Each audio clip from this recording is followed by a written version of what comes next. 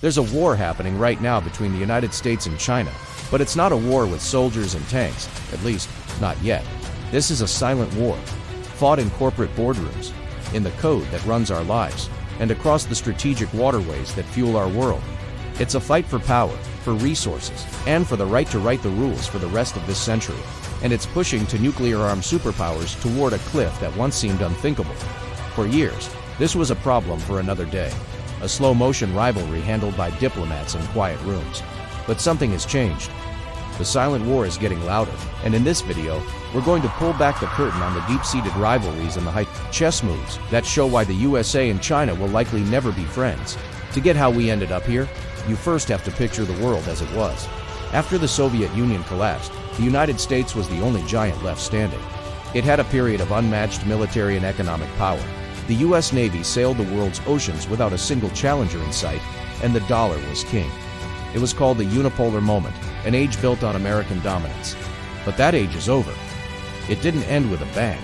It ended with the quiet, relentless hum of Chinese factories, shipyards, and research labs. Over the last 30 years, China has pulled off the fastest military modernization in history. What used to be a big-butt backward army has morphed into a force that's now challenging America in the one place that matters most. The Indo-Pacific. This shift is the heart of the conflict. It's a story as old as time, one the ancient Greeks would have recognized. A rising power, making an established one afraid.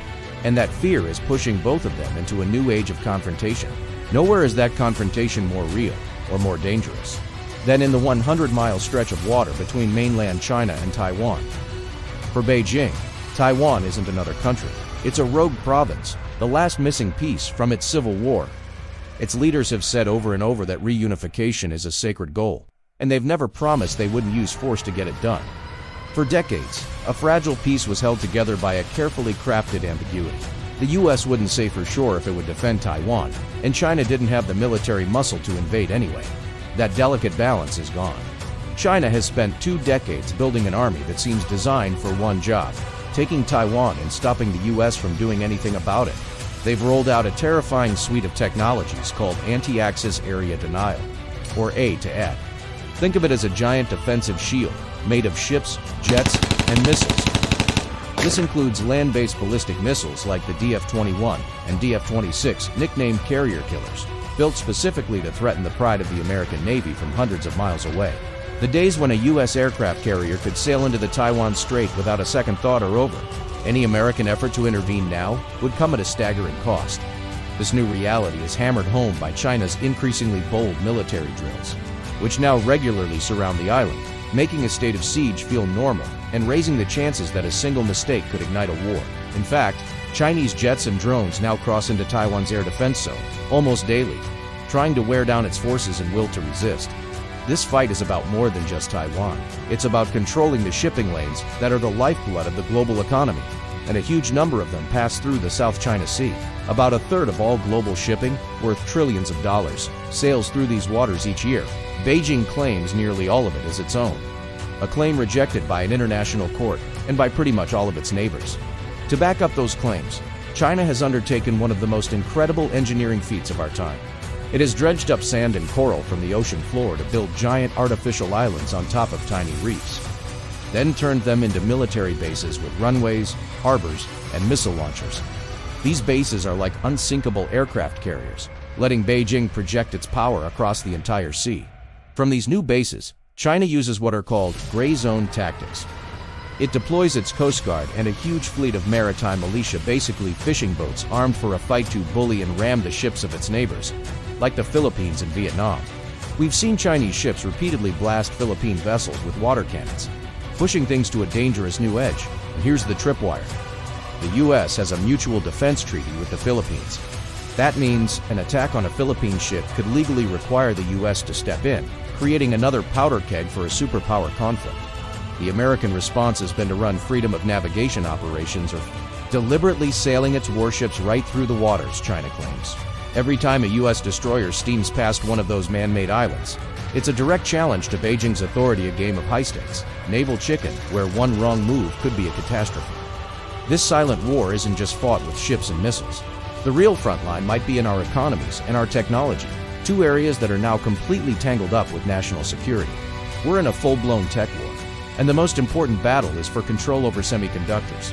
Microchips are the oil of the 21st century. They're in everything from your phone to the most advanced fighter jets. The US has woken up to the fact that its lead in designing these chips is one of its last great strategic advantages.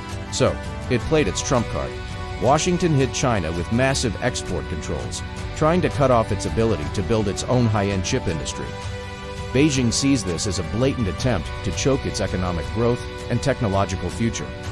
It's hitting back by pouring billions into its own tech sector, aiming for what it calls demericanization and total This fight is splintering the global economy, forcing countries to pick a side and tearing up the supply chains that took decades to build.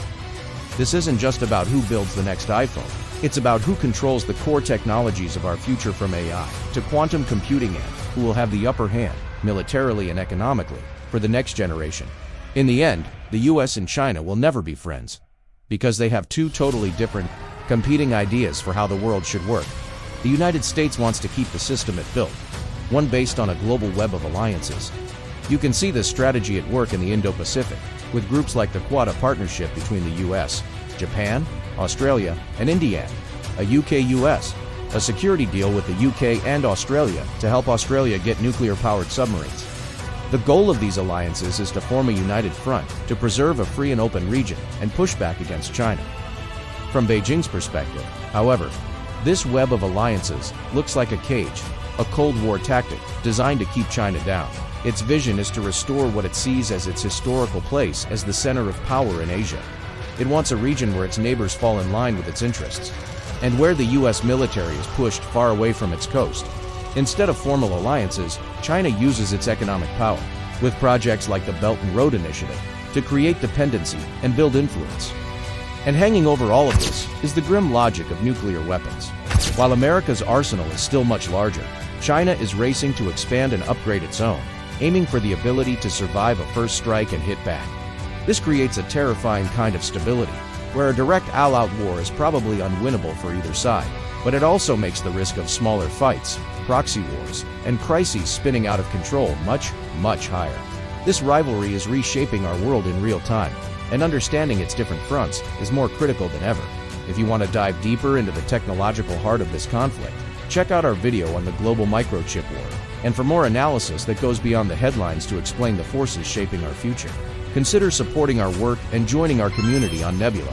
So why will the US and China never be friends? Because this isn't about a simple misunderstanding. It's a structural conflict, baked into the system. It's a rising power, challenging a ruling one. It's a military showdown in the most important region on Earth. And it's a clash between two visions for the future that simply cannot coexist. This isn't a new Cold War. We're too connected, our economies too intertwined. There is no iron curtain this time, only invisible lines of conflict being drawn across our oceans, our digital networks, and the supply chains we all depend on. The silent war grinds on, fueled by history, ambition, and fear. And the great unanswered question of our time is not if it will create a new world order, but what that world will look like after the struggle.